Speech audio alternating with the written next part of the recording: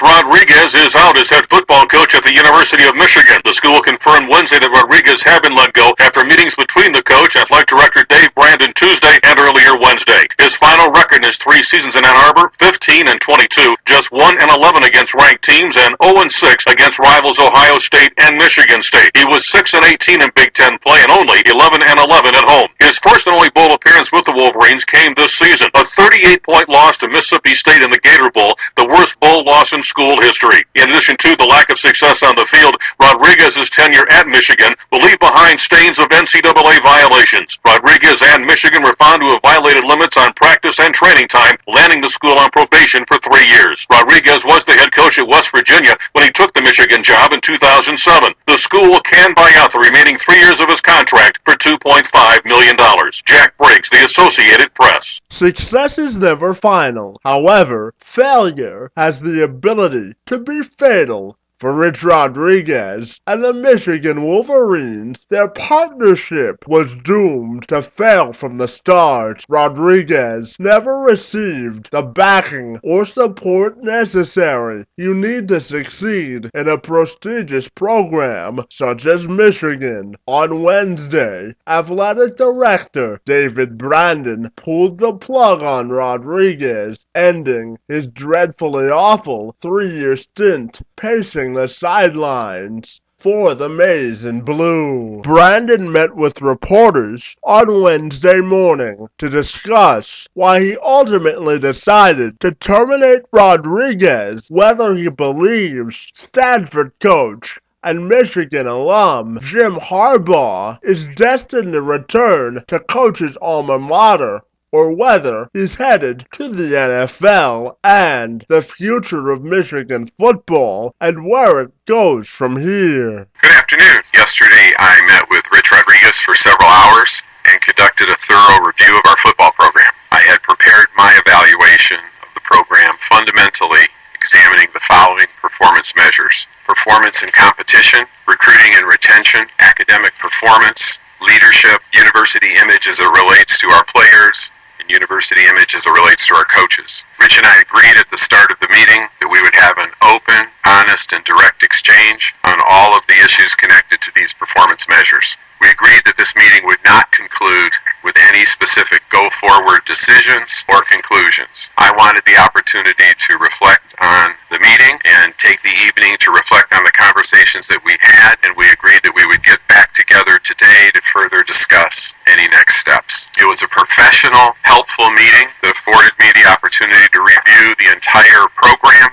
with the coach and gather all of the information I needed to make an important decision. I met with Coach Rodriguez this morning and informed him of my decision to relieve him of his responsibilities and to pursue new leadership for our football program. I believe this is the best decision for the future of Michigan football. Now, I don't intend to do a public performance review of our coach or our football program here today. I don't think it's the time or the place. I will simply say that Coach Rodriguez has faced many challenges and difficulties over his 3 years here, and I want to state for the record that I appreciate the hard work and effort that he and his staff have put forth. Rich Rodriguez is a good man. None of us are pleased with the results that we have achieved over the last 3 seasons, but I don't believe this was a result of lack of effort. I wish Rich, his family, and his staff good luck in the future. I'm confident that he'll be a successful coach at another program and accomplish many things. I now intend to conduct a national search to determine the best person to come to Michigan and lead our football program. What questions do you have for me? Yes? What are your thoughts?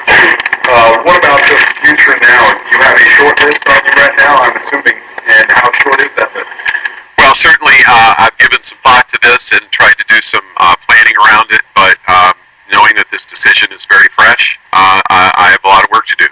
So that's where we start immediately following this session today. Will there be a search committee, or is this going to be your call in the end? No, I don't intend to create any committees.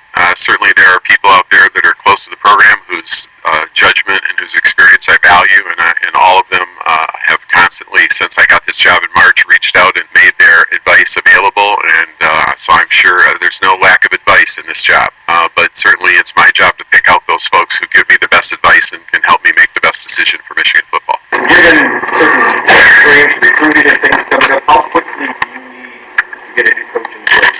Well, this is job number 1. It's very important that I move as quickly as I possibly can, but I think what we've learned in the past is these decisions last a long time. So my job is to get the right coach and to engage in a process that affords me the ability to do that. Clearly, when you go through a transitional change like this, it's a disruption to recruiting, and anybody who says it's a positive is lying. It's a negative. I get that. The faster we can bring a new leader in, the better, but I'm not going to be motivated by those circumstances. I'm going to be motivated by making sure that I get exactly the right person to come in and be successful. Has Jim Harbaugh expressed to you that he's not interested in you?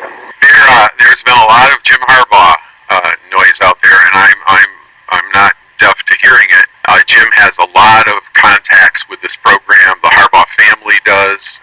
Jim Harbaugh is real close to Michigan. I think Jim Harbaugh is in a position where he's making important decisions as relates to where his career is going. I personally believe that Jim Harbaugh is headed to the NFL, but that's my opinion as opposed to any qualified judgment I can give you on that. How attractive is the head football coaching position at the University of Michigan today, in your estimation, and will you have any shortage of interested candidates for this position? I do not believe we will have a shortage of interested candidates. I think that this program is still one of the most premier programs in the country. When you look at the facilities here, when you look at the fan base here, and the passion that exists here for Michigan football, the role that it plays in the athletic program here, the big house and everything that comes with it is something that a lot of coaches aspire to be a part of. So I believe that there will be very qualified, interested candidates out there, and it's my job to select the right one. Obviously, whatever decision you make, people will tell you that on-campus moving forward, how important it is for the Michigan family to get behind whoever the next coach is, regardless of what their personal opinion is. Yeah, I started in this position in March, and one of the first things I said the first day was that one of my objectives was to try to bring the Michigan community together again. We've been divided to a large extent. We continue to be divided based on all the various inputs and opinions that I get. And clearly, if we want to be successful as a football program, as an athletic department, and we want our university to really represent what we're all about, we need to rally around our new coach. Don't find fault. Don't hasty judgments before they arrive on campus. What we need to do is rally around our coach, support him, and do everything we can do to help him be successful. And I hope that's what our fans, our alums, and all of the folks who are connected with Michigan are prepared to do. How important to you is getting a so-called Michigan man? There are advantages and there are disadvantages to a variety of things on that job description.